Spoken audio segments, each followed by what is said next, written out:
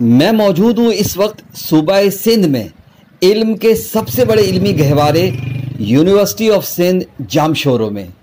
یہاں میری منزل کسی ڈپارٹمنٹ کی طرف جانے کی نہیں ہے، بلکہ اس یونیورسٹی کے اندر جامع مسجد سے متصل ان 5 قبور کو دیکھنا ہے جن کی زندگی کا ایک بڑا حصہ اسی یونیورسٹی میں درس و تدریس سے رہا، علم پڑھا، علم پڑھایا، نام کمایا، اسی یونیورسٹی کا نام اپنی شناخت سے دور دور تک پہنچایا، اور پھر یوں ہوا کہ اسی یونیورسٹی کی خاک میں آسودہ خاک ہو گئے۔ کل نفس ذائقۃ الموت، یعنی ہر ذی روح کو موت کا مزہ چکھنا ہے۔ ایلسا قاضی، جرمن خاتون ایلسا قاضی جو اہلیہ تھی علامہ آئی قاضی صاحب کی، صوبہ سندھ میں ایلسا امر یعنی ماں کے نام سے جانی جاتی ہے۔ متعدد افسانے، ناول، تاریخی کتابیں، ایکٹ، ڈرامے اور شاعری میں نام کمایا۔ مائے لولی نیم آپ کی ایک ایسی نظم جو آج بھی کانوں میں رس گھولتی ہے۔ 28 مئی 1961 کو 83 سال کی عمر میں اس دار فانی سے رخصت ہوئی۔ علامہ آئی قاضی یعنی علامہ امداد علی قاضی سندھ کے نامور ادیب، مفکر، سندھ کے اعلیٰ پائے کے محقق تھے۔ 1951 میں اسی سندھ یونیورسٹی کے پہلے وائس چانسلر مقرر ہوئے۔ بین الاقوامی شخصیت کے حامل تھے۔ علامہ آئی قاضی سے علامہ اقبال، انڈیا کے سابق صدر ذاکر حسین، ابوالکلام آزاد اور جارج برنارڈ شاہ بھی متاثر تھے۔ 1947 میں جب پاکستان کا قیام عمل میں آیا تو علامہ آئی قاضی کو جج بننے کی پیشکش کی گئی، لیکن انہوں نے قبول نہ کی۔ 1951 میں سندھ یونیورسٹی کے وائس چانسلر کے طور پہ کام شروع کیا، اور ان کی علم دوستی کا یہ عالم تھا کہ اپنی آدھی تنخواہ اسی ادارے کو دینا شروع کر دی۔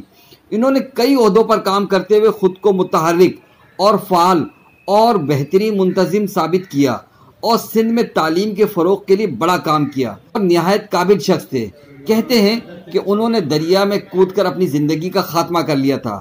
علامہ آئی قاضی صاحب کی آخری آرام گاہ اسی سندھ یونیورسٹی کے اسی جگہ پر موجود ہے۔ ڈاکٹر نبی بخش بلوچ، جو جانے جاتے ہیں NA بلوچ کے نام سے، ایک زبردست قداور اور علمی شخصیت، مورخ، ماہر لسانیات، محقق، ماہر لوک ادب، ماہر تعلیم و لطیفیات، وائس چانسلر سندھ یونیورسٹی اور بانی چیئرمین سندھی زبان کا بااختیار ادارہ سندھی لینگویج اتھارٹی۔ ڈاکٹر صاحب 6 اپریل 2011 کو حرکت قلب بند ہونے کی وجہ سے 93 سال کی عمر میں اپنے خالق حقیقی سے جا ملے۔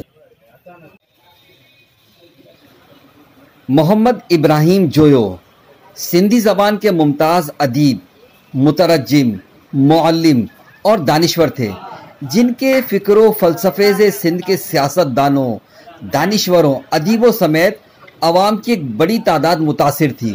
1941 میں سندھ مدرسۃ الاسلام میں بطور استاد اپنی ایک کتاب سیو سندھ سیو کانٹیننٹ کے نام سے لکھنے کی پاداش میں ملازمت سے برطرف کر دیے گئے۔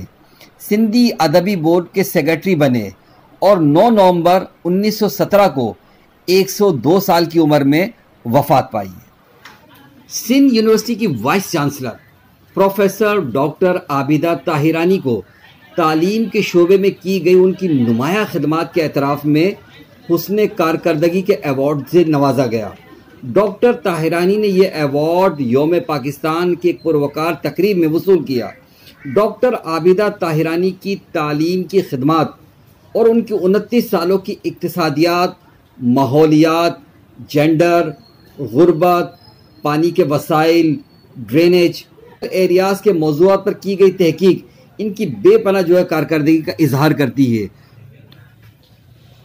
1 جون 2016 کو ڈاکٹر عابدہ طاہرانی کینسر کے مرض کے باعث لندن میں انتقال کر گئی، اور اب یہیں آسودہ خاک ہے۔ یونیورسٹی کی ایک سڑک بھی ان کے نام سے منسوب ہے۔ دعا گو ہوں اللہ تعالیٰ سب اہل ایمان کو محض اپنی رحمت کاملہ سے بخشش و مغفرت فرمائے۔ وائس آف حیدرآباد سے محمد عمران۔